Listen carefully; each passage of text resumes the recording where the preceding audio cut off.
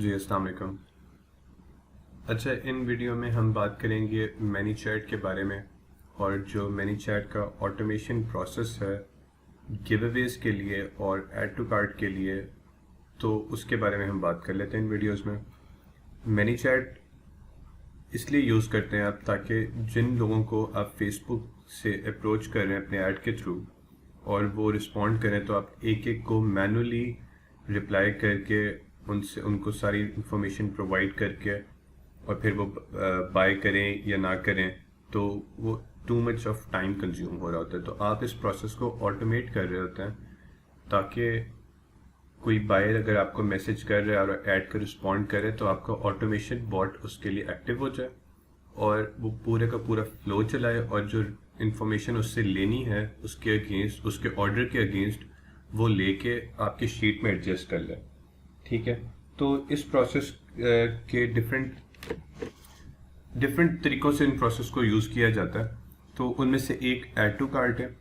ठीक है, add to cart के अंदर जो बंदा आपके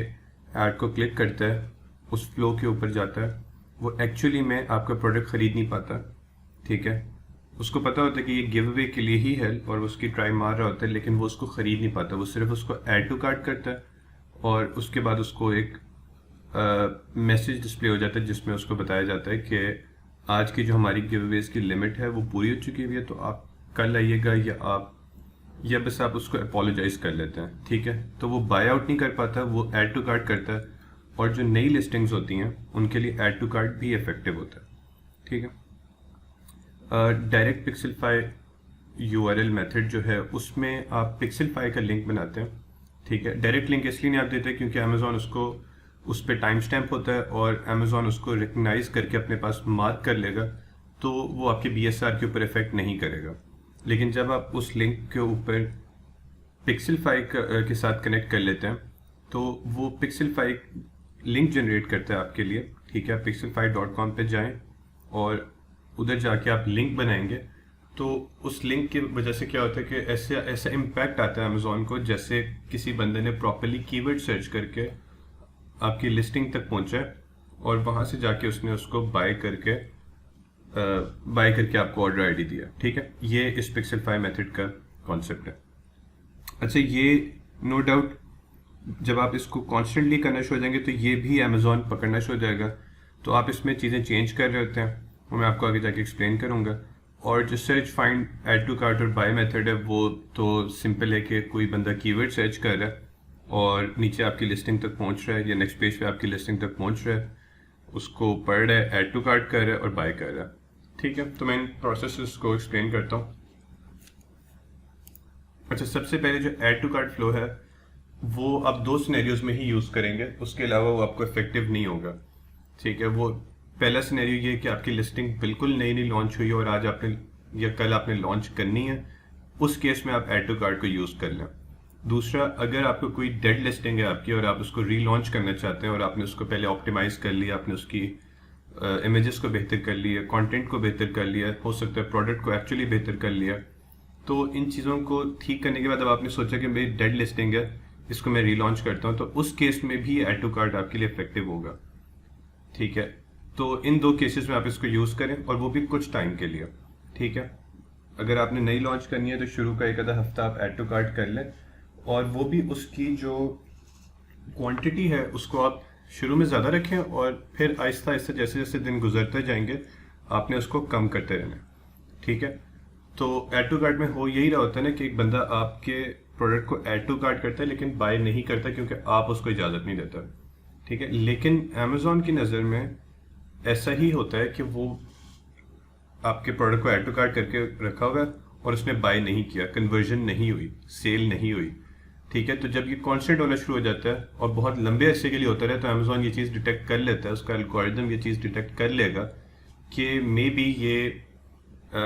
लोग ऐड टू कार्ट करें लेकिन प्रोडक्ट बाय नहीं करें, तो इस प्रोडक्ट में कोई मसला है या उनको अच्छा नहीं लग रहा। ठीक है, तो वो ये इम्पैक्ट आना शुरू होता है जब लिस्टिंग आपकी आहिस्ता आहिस्ता पुरानी होना शुरू हो जाता हो। अच्छा, ये नई लिस्टिंग पे क्यों फ़ायदा होता है, क्योंकि जब न्यू लिस्टिंग होगी तो उसके ऊपर जो बायर अटेंशन आ रही है वो भी मैटर करती है कि एटलीस्ट लोग उसको ऐड टू कार्ट करके उसको ख़रीदना चाहते हैं। ठीक है, लेकिन जब आप इसको महीना डेढ़ रगड़ते रहेंगे इसी प्रोसेस को कि मेरा एक्सपेंडिचर ना हो, बस मैं ऐड टू कार्ट करता रहूँ ताकि मुझे गिव वेज के रिफंड्स ना देने पड़ रहे हैं और ये चीज़ें, तो वो आपके लिए इफेक्टिव नहीं होगा, उल्टा वो नुकसान पहुंचाना शुरू हो जाएगा आपके BSR को। तो बिल्कुल इन द स्टार्ट इसको यूज़ करें और उसके बाद इसको हफ्ते एक के बाद इसको ड्रॉप कर दें, ठीक है। ये ऐड टू कार्ट फ्लो है, ठीक है। मैं आपको अभी फ्लोज भी दिखाता हूँ मैनीचैट के ऊपर, आप पहले सारे फ्लोज को एक दफ़ा समझ लें। डायरेक्ट शॉर्टेंड URL ये जो है ये पिक्सेलफाई के ऊपर बनता है, ठीक है। ये लिंक है पिक्सेलफाई का, ठीक है। इसके ऊपर आप जाएं और बेसिक $9.99 का जो पैकेज है उनका बेसिक वाला वो ख़रीद लें, वो आपको चाहिए अपनी लिंक्स को कवर करने के लिए, ठीक है। ये बोथ इसमें भी यूज़ होगा, ऐड टू कार्ट में भी यूज़ होगा और जो आपके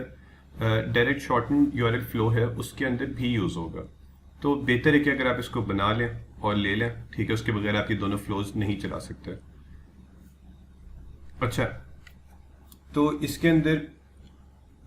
यही प्रोसेस चल रहा होगा कि ऐड टू कार्ट में जिस तरह आप उनसे सारी इन्फॉर्मेशन मांग रहे होंगे, इसी तरह आप इस मेथड के अंदर भी, इस फ्लो के अंदर भी आप उनसे सारी इन्फॉर्मेशन मांगेंगे और इस फ्लो में आप एक्चुअली उनको ऐड टू कार्ट करने के बाद प्रोसीड करने दे रहे होंगे कि आप ठीक है आप बाय आउट कर लें, ठीक है। सिर्फ ये फ़र्क है। तो इसको और जो ऐड टू कार्ट मेथड है, मैं अपनी लॉन्च में अगर मैंने गिव वेज करने हो तो मैं इस प्रोसेस से स्टार्ट करूँगा कि मैं ऐड टू कार्ट और जो पिक्सेलफाई URL वाले मेथड है इन दोनों को मैं इकट्ठे लेके चलूँगा, ठीक है। और फर्स्ट डे को मैं कोशिश करूँगा कि मैं अपनी मेजॉरिटी ऐड टू कार्ट पे रखूँ और जो मेरी माइनॉरिटी है वो मैं 30% तकरीबन अपने गिव वेज जो डायरेक्ट URL के थ्रू हैं वो करूँ, ठीक है। और आहिस्ता आहिस्ता इसको मैं कम करता जाऊँगा। ये आप देख रहे हैं कि add to cart Aahista Aahista मैं इसको कम करूँगा और मैं अपने जो मेरा डायरेक्ट URL मेथड है उसके ऊपर मैं जो गिव वेज करूँगा उसको मैं आहिस्ता आहिस्ता बढ़ाते जाऊँगा, ठीक है। ये कोई थंब रूल नहीं है कि आप इसको यूं ही करें, ठीक है। ये बस मैं आपको डायरेक्शन बता रहा हूँ कि आपने मेजॉरिटी ऐड टू कार्ट पहले दिन और उसके बाद माइनॉरिटी अपनी रखें गिव वे के ऊपर, ठीक है। अगर आपने एकदम लॉन्च की है, ठीक है, और आप गिव वेज कर रहे हैं, खुद सोचिएगा कि अगर आप गिव वेज कर रहे हैं, आज आपने लॉन्च किया और कल ही आपकी गिव वेज के थ्रू अगर 25 ऑर्डर्स आपका कंपेटिटर ले रहे हैं और आप 20 ऑर्डर्स या 22 ऑर्डर्स अपने गिव वेज के थ्रू दिखाना शुरू हो गए अमेजोन को, तो नो डाउट वो आपके BSR में एकदम इम्पैक्ट देगा, ठीक है। वो देना शुरू हो जाएगा। हफ्ते बाद आपका BSR कम होना शुरू, कॉन्स्टेंटली तो हो ही रहा है, लेकिन हफ्ते बाद आपका BSR 10 दिन बाद आ जाएगा जहां आप चाह रहे होंगे। लेकिन जब आप उसको छोड़ेंगे तो, क्योंकि आप सारी ज़िंदगी तो गिव वेज नहीं कर सकते, लेकिन जब आप उसको छोड़ेंगे तो एकदम आपका BSR भी ड्रॉप कर जाएगा क्योंकि आपकी नेचुरल सेल्स नहीं हो रही थी, ठीक है। तो इसलिए आपने रियलिस्टिकली सोचना है कि एक जब चीज़ लॉन्च होती है तो उसकी अगले ही दिन उस बंदे के करीब सेल नहीं होना शुरू हो जाती जो 2016 से बेच रहा है, ठीक है। तो आपने उसको स्लोली बढ़ाना है, over the time of 2 weeks आपने उसको इंक्रीज करते जाना है ताकि एक्चुअली में आपकी रैंकिंग हो रही हो, फिक्शनल रैंकिंग खाली ना हो रही हो, ठीक है। तो इस तरह जिस तरह मैंने दिखाया हुआ है, ये कोई थंब रूल नहीं, आप इसको अपने तरीके से भी कर सकते हैं, कोई ये थंब रूल नंबर्स नहीं है, ठीक है। ये बस मैंने आपको आइडिया देने के लिए बनाए हुए हैं, तो आप इनको फॉलो करें, आप अपने भी नंबर्स बना लें, अपनी परसेंटेजेस रख लें, ठीक है। लेकिन ये कॉन्सेप्ट है, इसको समझ लें कि मैं इन दोनों मेथड्स को साथ साथ चलाता होता हूँ, ठीक है, ऐड टू कार्ट और गिव वेज को, ठीक है। और उसके बाद search find add to cart buy, इसमें एक बंदा एक्चुअली आपका कीवर्ड सर्च करता है, आपने उसको हिंट दी होती है अपने प्रोडक्ट के लिए कि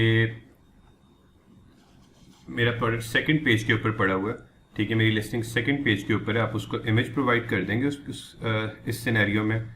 आप उसको हो सकता है प्रोडक्ट की प्राइस बता दें, ठीक है। और आपने कहना है कि आपने ये वाली लिस्टिंग को ढूंढना है जिसके अंदर ये दो चीज़ें हों। जब वो उस लिस्टिंग पे पहुंच जाएगा तो वहाँ से वो प्राइस देख के, ये आपने वेरिफिकेशन प्रोसेस लगाया होगा जिसमें आपने प्राइस कंफर्म करने के लिए कि वो सही लिस्टिंग तक पहुंचा या नहीं पहुंचा, तो ये आपने वेरिफिकेशन प्रोसेस लगाया होगा। कोशिश करें कि इसमें अगर 3 ऑप्शन रखी हैं तो थर्ड के ऊपर चले जाएं जो आपकी असली प्राइस है। जैसे कि इस केस में 1049 है मेरी, तो मैंने इसको आखिर में रखा होगा, ठीक है, बाकी दो के ऊपर उसको एरर मैसेजेस आ जाएंगे प्लीज़ ट्राई अगेन के, ठीक है, और ये उसकी एक्चुअली प्राइस है, इस पे आके वो फ्लो आगे चल पड़ेगा। अच्छा ठीक है, तो इसमें एक्चुअली में एक बंदा सर्च करेगा, फाइंड करेगा आपके प्रोडक्ट को, ऐड टू कार्ट करेगा उसको और बाय करेगा। ठीक है, जो पहले वाले मेथड थे इसके अंदर ऐसे लगता है, इम्पैक्ट ऐसा पड़ता है कि जैसे यही वाला प्रोसेस किया जा रहा है, ठीक है, लेकिन एक्चुअली में आप पिक्सेलफाई का लिंक लेते हैं और वो लिंक के साथ एक कीवर्ड अटैच होता है, जो भी आपका मेन कीवर्ड है या जिसके ऊपर भी आप रैंक चाह रहे हैं अपना, ठीक है, वो आप कीवर्ड के साथ अटैच करके अपना लिंक जनरेट करते हैं और उसको यूज़ कर रहे होते हैं। ठीक है, अच्छा इस प्रोसेस के अंदर, ठीक है, पिक्सेलफाई प्रोसेस के अंदर आपने कोशिश करनी है कि आप 2-3 लिंक्स बना लें सेम कीवर्ड्स के, ठीक है, ताकि आप उनको डिफरेंट डेज के ऊपर चूज़ कर रहे हो या आप ऑप्शन ही उनको मल्टीपल दे रहे हो कि आप इनमें से किसी भी लिंक के ऊपर क्लिक करके अपने प्रोडक्ट तक पहुंच सकते हैं। तो ताकि आप अमेज़ॉन को कोई किसी तरह की रिकग्निशन ना हो कि इसी लिंक से बंदे आ रहे हैं, तो वो उसको स्टैम्प ना कर लें।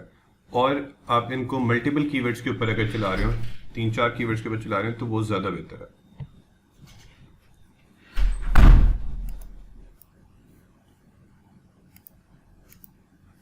अच्छा, तो ये आपकी मैंने रफ कैंपेन्स आपको एक्सप्लेन किए हैं। अच्छा, तो ये कुछ रफ कैंपेन्स मैंने आपको एक्सप्लेन किए हैं। कुछ चीज़ों में मैं जिस तरह आपको बताया कि अगर आप गिवअवेज कर रहे हैं तो कोशिश करें कि रैंडमाइजर्स को यूज़ कर लें और मल्टीपल कीवर्ड्स को टारगेट कर रहे हो आप अपनी सिंगल कैंपेन के अंदर। ठीक है, एक ही फ्लो जो आप चला रहे हैं अपना, उसके अंदर अगर आप मल्टीपल कीवर्ड्स को ऐड कर लेंगे तो बेहतर हो जाएगा। उन मल्टीपल कीवर्ड्स को ऐड करने के लिए आपको मल्टीपल लिंक्स बनाने होंगे, और एक तो आप मल्टीपल लिंक्स बनाएंगे, एक तो आप मल्टीपल लिंक्स बना रहे होंगे उसी सिंगल ऐड के अंदर ऑप्शन देने के लिए कि आप आइदर ऑफ द लिंक पे क्लिक कर लें, ठीक है, और दूसरा आप रैंडमाइजर्स लगा रहे होंगे ताकि वो आपको डिफरेंट नेक्स्ट मैसेजेस पे लेके जा रहा हो, वो मैं आपको दिखाता हूँ। और आप जो अपने ट्रैकिंग लिंक्स होंगे उनको भी 2-3 दिन बाद अपडेट करके चेंज कर लिया करें, ताकि अगर आपने कोई बहुत ज़्यादा लंबे अरसे के लिए चलाने अपने एड्स को, तो 2-3-4 गिववेज की आप सोच रहे हैं कि मैं इतने ज़्यादा गिववेज नहीं करता, लेकिन मैं एक लंबे टाइम तक गिववेज करता रहता हूँ, ठीक है, तो उन केसेस में आपने जो आपके ट्रैकिंग लिंक्स होंगे उनको चेंज कर लीजिएगा। अच्छा, यही जो प्रोसेस है, आप इसी प्रोसेस के थ्रू अपने स्पॉन्सर्ड एड्स को भी रैंक कर सकते हैं। ठीक है, कि आपने उनको बताना है कि जो आपको पता है कि आपका ऐड दूसरे पेज के ऊपर आता होता है उस दिन, तो आपने अपने मैसेज में बताना है कि आपका ऐड दूसरे पेज पे आ रहा होगा इस कीवर्ड के लिए, तो वहाँ पे जाके इस ऐड पे क्लिक करें और वहाँ इस ऐड से स्पॉन्सर्ड ऐड से बाय करें। ठीक है, तो वो क्या हो रहा होगा कि वो आपका स्पॉन्सर्ड ऐड जो नया नया चल रहा होगा, ठीक है, वो जल्दी रैंक होना शुरू हो जाएगा। स्पॉन्सर्ड के भी रैंक्स होते हैं, जैसे ऑर्गेनिक के रैंक्स होते हैं उसी तरह स्पॉन्सर्ड के भी रैंक्स होते हैं, तो वो आपको जल्दी रैंक आपका ऊपर होना शुरू हो जाएगा। तो ये काफ़ी इफेक्टिव मेथड है जब आपने अपनी स्पॉन्सर्ड कैंपेन्स को रैंक करना हो, ठीक है, और कोई ऐड अगर कोई कीवर्ड अगर आपको नहीं इफेक्ट दे रहा उसके अंदर, कि डायरेक्टली आपने उसके ऊपर कीवर्ड के ऊपर स्पॉन्सर्ड कैंपेन एग्जैक्ट चलाई हुई है, तो वो फिर भी नहीं दे रहा, उसके ऊपर कोई ट्रैफिक नहीं आ रही, लेकिन वो इंपॉर्टेंट कीवर्ड है, तो मैं इस तरह उस कीवर्ड को टारगेट कर लेता होता हूँ, तो वो उसको थोड़ा सा पुश स्टार्ट मिल जाता है और उसके बाद फिर उसके ऊपर इवेंचुअली सेल्स कन्वर्जन आना शुरू हो जाती है। अच्छा,